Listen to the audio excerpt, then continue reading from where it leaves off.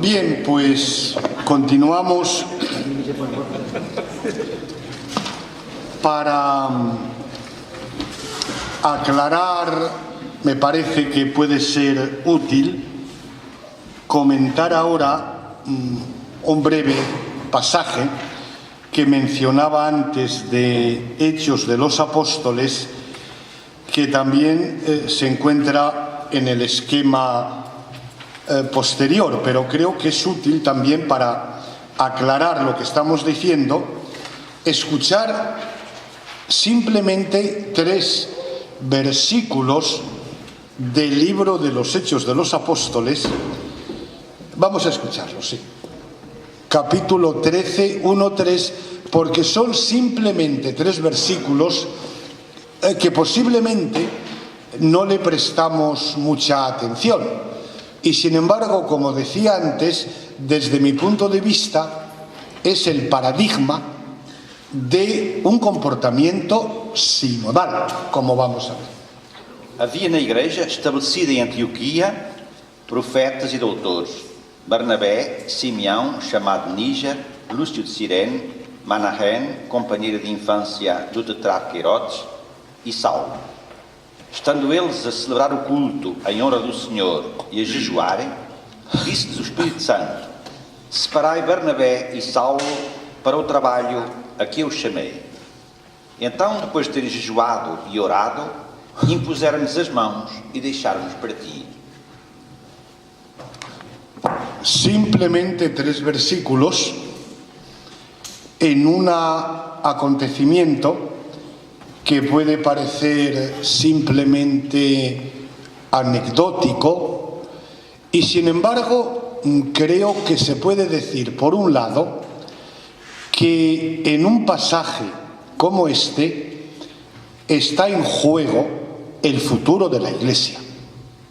Y en segundo lugar, se nos ofrece el modelo de la figura de Iglesia que podemos llamar sinodal, ¿no? Y voy a comentar brevemente algunos aspectos de este pasaje, ¿no?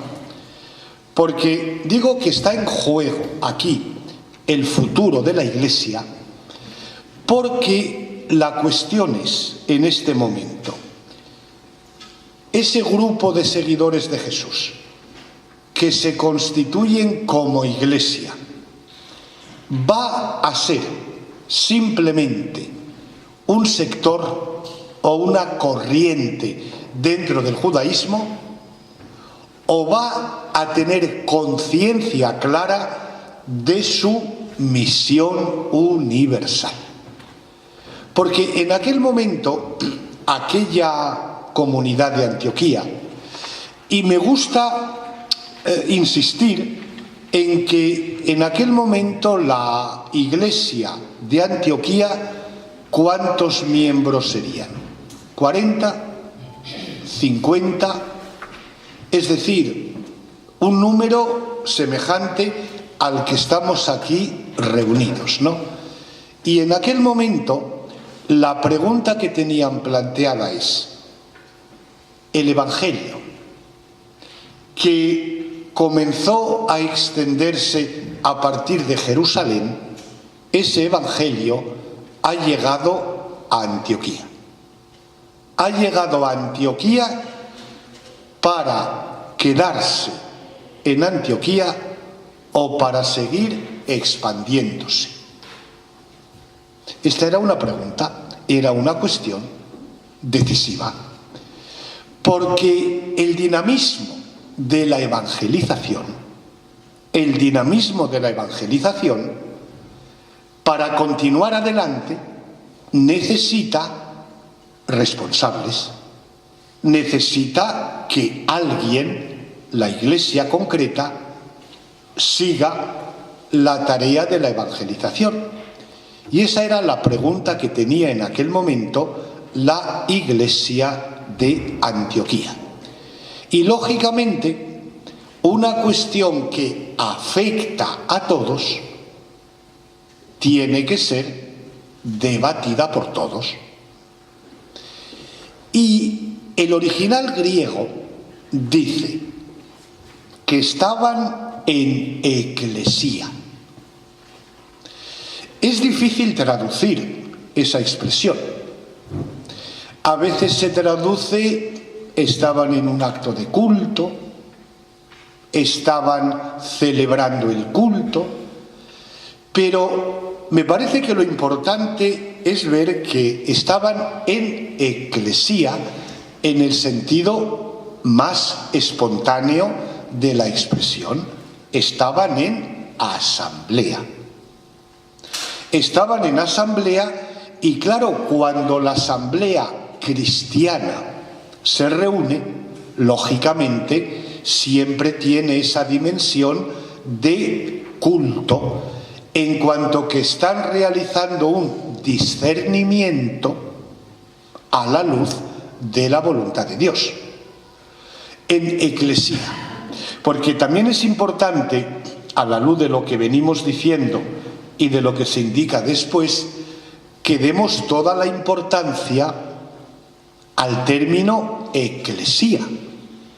Porque fíjense que eclesía es un término que es muy sorprendente que el grupo de seguidores de Jesús, que inicialmente no tenía nombre preciso, acaba utilizando el término eclesía, que era un término de procedencia política profana y civil. Es decir, la eclesía era la reunión de los ciudadanos de la polis griega, de los ciudadanos varones libres y adultos, que se reunían pues para debatir los asuntos que afectaban a la ciudad, a la polis. Y es curioso ver que la comunidad cristiana utiliza un término, repito, político profano para designarse a sí mismo. Pero desde el principio introduce unos elementos peculiares, es decir, recoge una experiencia y un término de la vida concreta, pero lo cristianiza. Lo cristianiza en el sentido más profundo de la palabra, porque, decía yo, la eclesía de la polis griega estaba formada por varones adultos libres. La eclesía cristiana incorpora a mujeres, a niños, a extranjeros, a gente que está de paso. Y esa asamblea cristiana realiza su discernimiento, lógicamente, a la luz del Evangelio y a la luz de la acción del Espíritu. Bueno, y eso es lo que hacía la Iglesia en Antioquía. Estaban en eclesía, analizando los problemas pastorales con enormes implicaciones teológicas. Y por tanto era algo que afectaba a todos, tenía que ser debatido por todos. Por tanto, ahí está actuando el nosotros de la Iglesia de Antioquía ante una cuestión en la que, repito, está en juego el destino de la Iglesia. O va a quedar reducida al ámbito judío, o va a asumir la obligación de prolongar el anuncio del Evangelio. Y entonces nos dice el texto que había doctores, profetas, es decir, había diversidad de ministerios dentro de ese nosotros que es la Iglesia en Antioquía. Y entonces se produce el discernimiento comunitario. el discernimiento comunitario que les lleva a escuchar la palabra del Espíritu. Y el Espíritu dice: yo necesito a alguien que lleve adelante la obra en la que yo, el Espíritu, estoy comprometido. El anuncio del Evangelio. Y entonces el Espíritu dice: elegidme a Pablo y a Bernabé. Elegidme. Es decir, el Espíritu les está haciendo ver: ¿no veis que Pablo y Bernabé tienen ese carisma? Es decir, ¿no os dais cuenta de que la Iglesia de Antioquía tiene una responsabilidad? Ha recibido el Evangelio. Ha recibido el Evangelio para seguir transmitiéndolo. Entonces, ¿quién tiene el carisma para asumir ese ministerio? Es decir, el Espíritu ha regalado el carisma y el conjunto de la comunidad discierne que Pablo y Bernabé. Y además hay un elemento muy sorprendente que significa, es decir, la importancia que aquella iglesia da al anuncio, a la evangelización, a la misión, al dinamismo de la evangelización. Y es que Pablo y Bernabé no eran dos miembros comunes de la comunidad, porque Bernabé seguramente sería el fundador de la comunidad de Antioquía, y Pablo, pues eso, era Pablo. Y a mí me sorprende la enorme libertad de aquella iglesia, que razona de este modo: si el anuncio del Evangelio es lo más importante, lógicamente habrá que elegir para esa tarea a las personas más importantes.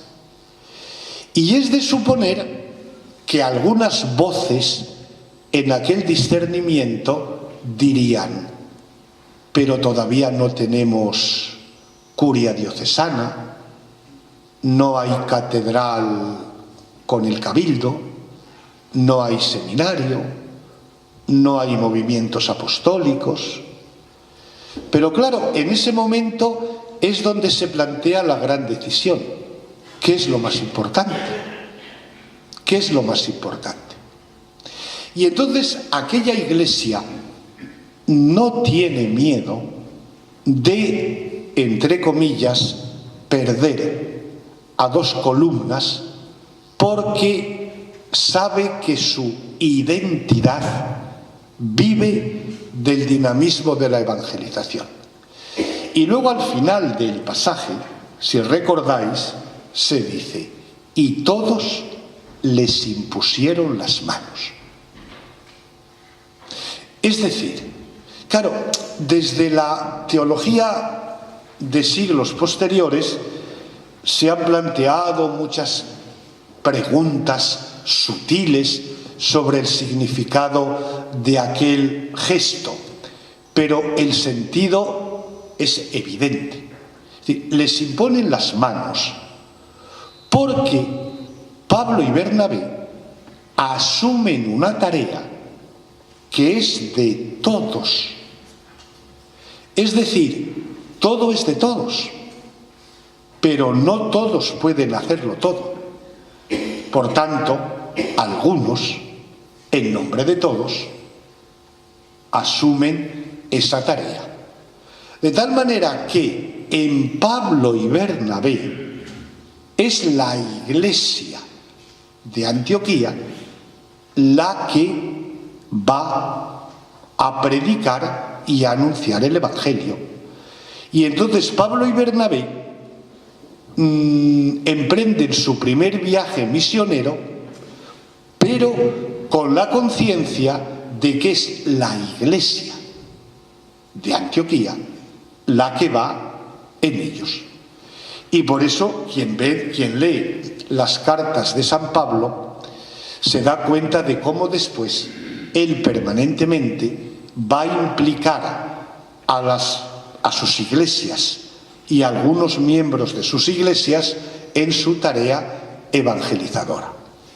Y por eso ya veis que estos simples 3 versículos del libro de los Hechos de los Apóstoles, pues nos hace descubrir ese nosotros que asume su propia responsabilidad y que se convierte en sujeto, y que toma la decisión mediante la escucha y la opinión de todos. Por eso, desde mi punto de vista, es un modelo de lo que significa ser una iglesia sujeto, formada por miembros que se sienten sujetos. Y por eso resulta muy sorprendente, y para quien lee las cartas de San Pablo también, es ver cómo aquella gente sin formación es capaz de tomar estas decisiones y de hacer este tipo de discernimiento. Porque claro, recordemos que las cartas de San Pablo son todas cartas y epístolas desde la misión. Y ya veis que en muchas de ellas hay grandes cuestiones de carácter dogmático.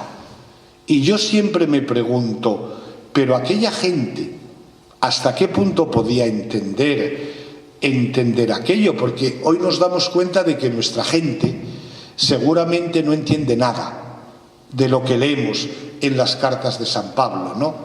Pero yo creo que aquella gente seguramente tenía ese sentido de la fe, ese sensus fidei, porque, y es lo que yo considero más importante, ven que es en las prácticas eclesiales donde están implicadas las grandes cuestiones teológicas y dogmáticas. Es decir, la teología no funciona al margen de lo que es la vida eclesial. Y por eso, de algún modo, aquella iglesia de Antioquía, aquellos 40, 50, 60 personas supieron discernir y percibir lo que allí había, lo que estaba en juego, mediante un trabajo sinodal en el cual se llega a una decisión final mediante la convergencia, o como decía el Papa, la sinergia de las distintas voluntades, ¿no? Por tanto, nos damos cuenta de lo que significa, o sea, de los presupuestos teológicos de esto que llamamos la sinodalidad, ¿no? En primer lugar, que se trata de una iglesia de personas que forman ese nosotros eclesial. Porque aquí está en juego también el sentido de lo que entendemos por iglesia. Yo a veces suelo decir que si a mí alguien me pregunta ¿qué es la iglesia?, yo no respondo. No respondo. Porque a una pregunta mal planteada, cualquier respuesta será siempre peligrosa y equivocada. Porque yo respondo si me preguntan quién es la iglesia o quiénes somos la iglesia.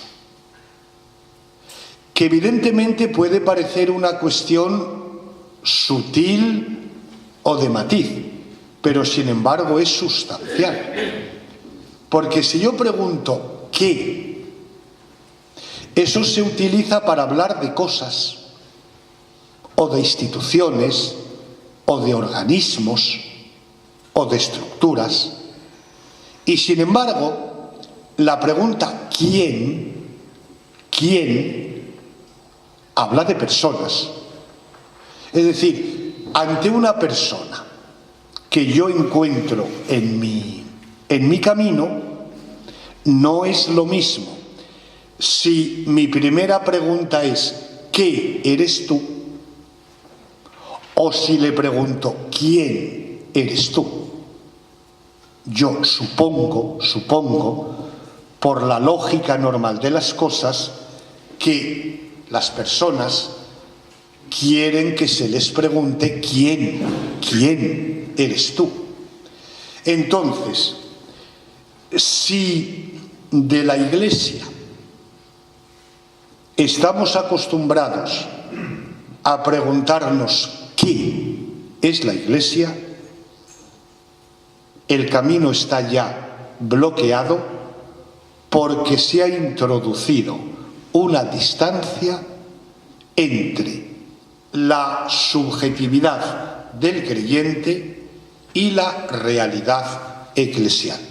La Iglesia es una cosa y yo soy otra. Fijaos que, entonces es fundamental para entender esta dinámica sinodal que veamos a la Iglesia como una realidad personal, en la cual hay personas que se sienten sujetos y que por eso pueden configurar un nosotros. Y en este nosotros